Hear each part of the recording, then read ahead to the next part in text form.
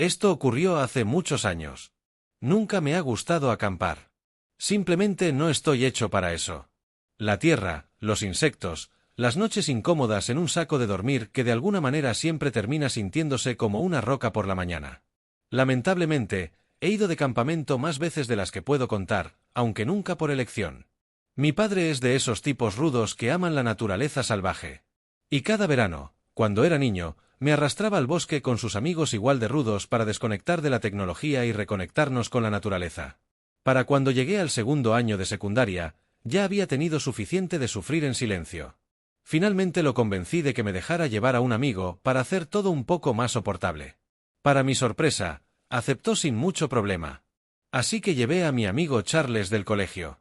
Ahora, podrías pensar que llevar a Charles lo haría peor, considerando que él había sido un Boy Scout empedernido y realmente ama acampar, pero Charles se lo tomó bien. Se burlaba de mí por odiarlo, pero no era de esos tipos que dicen no eres un verdadero hombre si no amas el aire libre. Además, pensé que si tenía que sufrir, al menos sufriría con alguien que sabía hacer una fogata y montar una tienda sin convertirlo en un desastre total.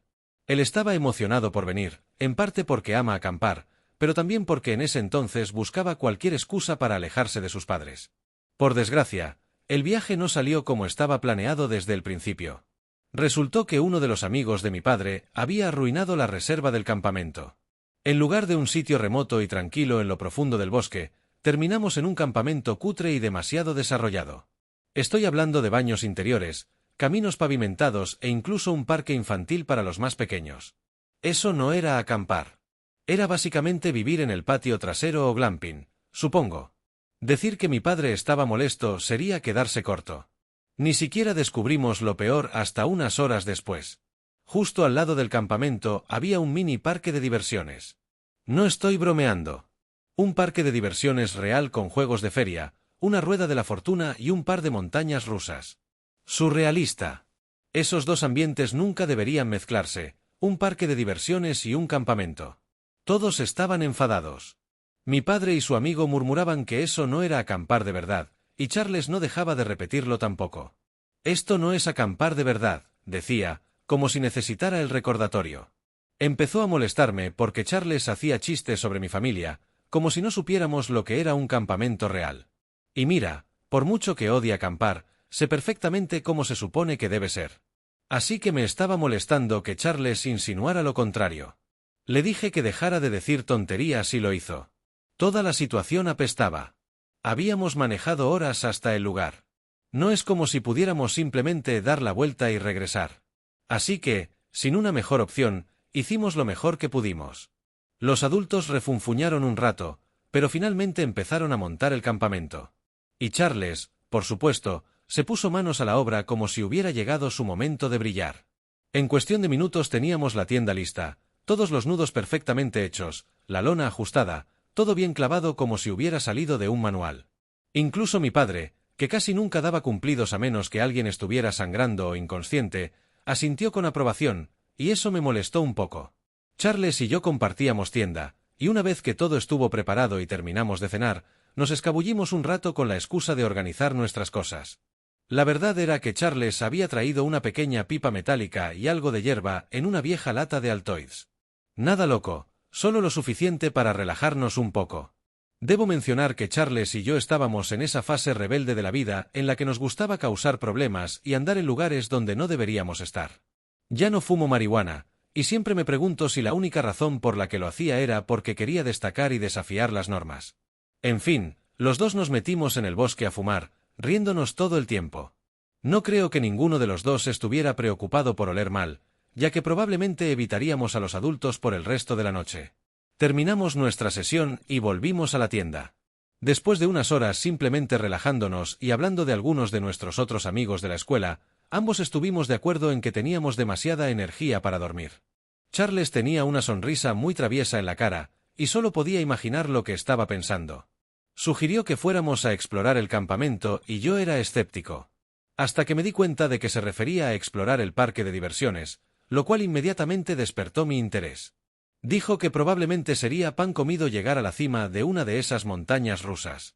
Escalar cosas era algo que amábamos hacer en aquel entonces, y la idea de trepar una montaña rusa era emocionante. Así que, Después de asegurarnos de que todos estuvieran dormidos, hicimos nuestro movimiento. Para entonces era muy tarde, bien pasada la medianoche. Agarramos nuestras linternas y nos dirigimos a la cerca que rodeaba el parque. Ni siquiera fue tan difícil de trepar. Solo necesitaba un pequeño impulso de Charles y ya estábamos dentro. El lugar estaba oscuro, pero había guardias de seguridad patrullando. Y de vez en cuando escuchábamos el zumbido de un carrito de golf haciendo sus rondas. Se sentía como si estuviéramos dentro de un videojuego de sigilo, escabulléndonos y tratando de no ser atrapados. Avanzamos lentamente por el parque, agachándonos detrás de edificios y vigilando la patrulla. En un momento tuvimos que correr a toda velocidad por un tramo abierto de carretera para evitar a un guardia. Fue realmente emocionante, pero también aterrador. Es una sensación difícil de describir. Todo parecía un juego, pero los dos sabíamos que las consecuencias serían duras si nos atrapaban. Finalmente llegamos a la base de la montaña rusa, y de cerca se veía muchísimo más grande que desde el campamento. Vimos las escaleras de mantenimiento que subían junto al ascenso principal y no dudamos. Los peldaños metálicos resonaban suavemente bajo nuestros pies mientras subíamos un escalón a la vez, tratando de no hacer demasiado ruido. No había barandillas en parte del tramo, lo cual era realmente aterrador. Finalmente llegamos a la cima y la vista era increíble. Podíamos ver todo el parque debajo de nosotros. Tomamos una sola foto allá arriba, como puedes ver aquí. Ojalá hubiéramos tomado más, pero estábamos siendo extremadamente cautelosos para no llamar la atención, ya que no podríamos escapar a tiempo si alguien nos veía desde abajo. Eventualmente, decidimos que ya habíamos tentado demasiado la suerte y comenzamos a bajar. Después de llegar a la base, empezamos a avanzar sigilosamente por el parque de vuelta por donde habíamos venido. Por alguna razón, la ruta de regreso fue mucho más rápida que la de ida. Quizá la patrulla no era tan intensa a esa hora, no sabría decirte. Estábamos a unos 5 minutos del punto donde habíamos saltado la cerca cuando tuvimos que detenernos. Uno de los guardias estaba dando una vuelta en un carrito de golf, así que nos agachamos detrás de un puesto de comida y esperamos. Fue entonces cuando noté algo moverse en la oscuridad. Al principio pensé que tal vez lo imaginé, o que era una sombra causada por las luces del carrito rebotando en algo. Pero luego Charles me tocó el brazo y señaló en la misma dirección. Afiné la vista y lo confirmé. A unos 10 metros, apenas visible en la oscuridad entre dos edificios, había otra persona. Estaba agachada igual que nosotros, como si también estuviera escondiéndose de los guardias. Pero no parecía un niño. Lo peor era que estaba bastante seguro de que estaba mirando directamente hacia nosotros. En ese punto estábamos realmente asustados. Entre los guardias patrullando y aquello, la situación se estaba volviendo demasiado. Por mucho que quisiéramos movernos, no podíamos. El guardia aún no había pasado. Mantuve mis ojos fijos en la figura y ésta empezó a moverse. Cruzó rápidamente un tramo de terreno abierto y pasó justo por donde caía la luz tenue de un farol. Por un segundo lo vi con claridad. Era un hombre, tal como sospechaba. Llevaba ropa desgarrada y tenía una especie de torcedura extraña, como si estuviera herido o deformado. Pero nada de eso era tan inquietante como el líquido oscuro manchado en su rostro. Parecía sangre. Charles también lo vio, y los dos nos miramos con un terror absoluto. Finalmente, el hombre desapareció de nuestra vista. El guardia por fin pasó, y seguimos avanzando. No dijimos ni una palabra mientras nos dirigíamos hacia la cerca. Yo miraba por encima del hombro cada pocos segundos, convencido de que alguien nos seguía, pero no había nadie. Regresamos a la cerca, la escalamos igual que antes y caímos al otro lado. La diferencia fue que esta vez no nos reímos. Lo único que quería era volver a la seguridad de nuestra tienda. Podía ver que Charles pensaba lo mismo. Cuando llegamos, ninguno mencionó dormir. Solo nos recostamos en nuestros sacos intentando entender lo que habíamos visto. Lo mejor que se nos ocurrió fue que era algún vagabundo haciendo quién sabe qué. Una explicación estúpida, lo sé, pero no se nos ocurría nada más. A la mañana siguiente, todo empezó normal.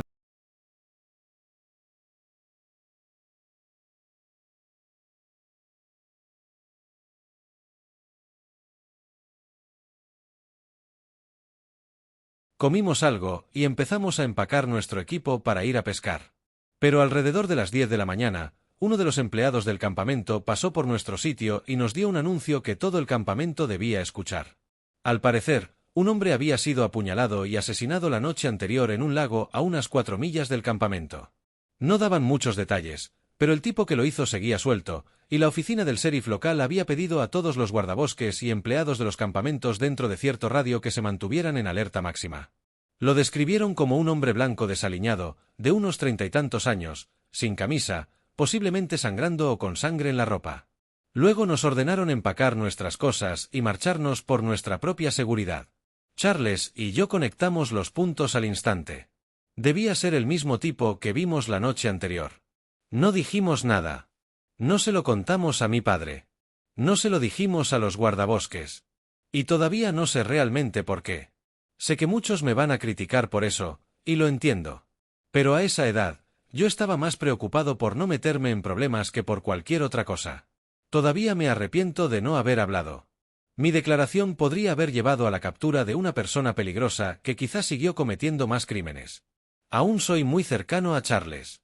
Fuimos a la misma universidad, nos graduamos juntos y ahora trabajamos en campos similares. Pero esta experiencia es algo de lo que no hablamos muy seguido. Si soy honesto, creo que Charles se siente mucho más culpable que yo por no haber dicho nada. De los errores y el arrepentimiento aparte, me parece una locura que mi amigo y yo estuvimos a solo unos metros de un asesino fugitivo. No me gusta pensar en lo que podría haber pasado si nos hubiéramos cruzado directamente con él esa noche. Music.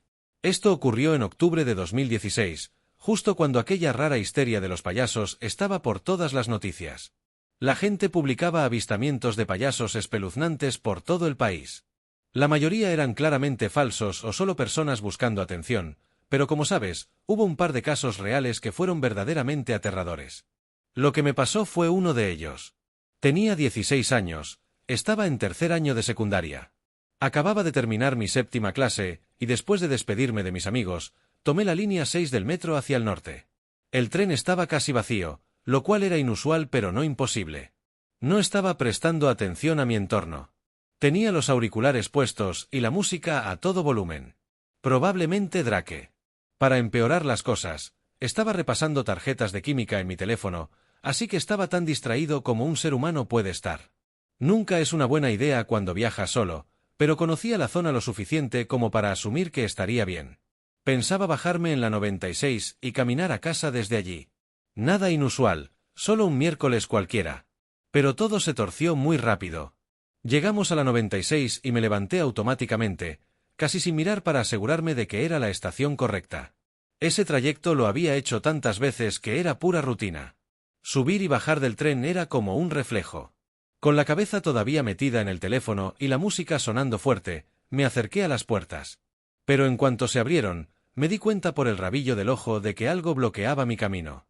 Miré hacia arriba y vi que alguien se había parado justo en la entrada. Solo que no era una persona normal. Era un payaso.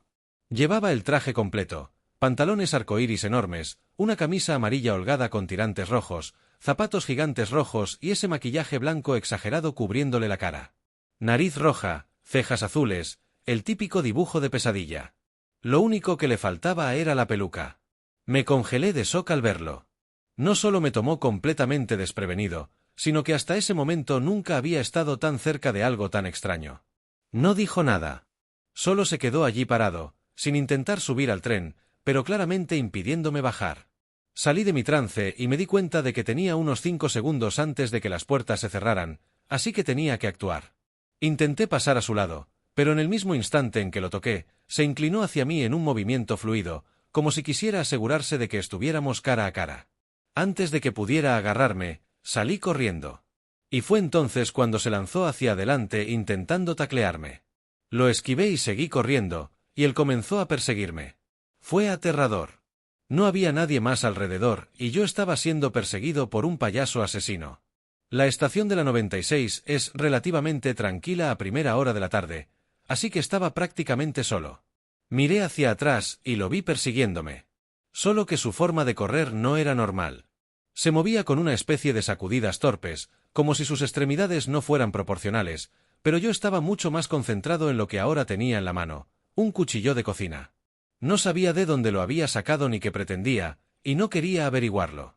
Corrí escaleras arriba y salí a la calle, y reporté inmediatamente la situación a la policía.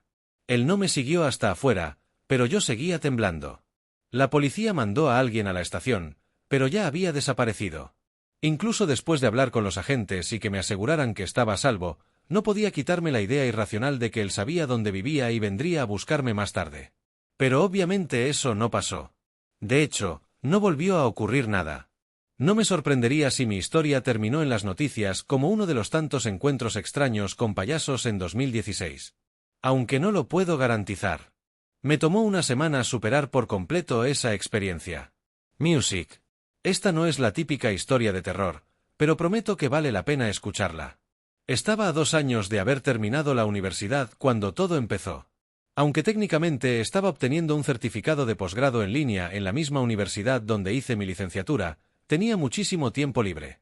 En ese periodo de mi vida, saltaba de trabajo temporal en trabajo temporal, buscando cualquier empleo que llenara mis horas y me dejara algo de dinero.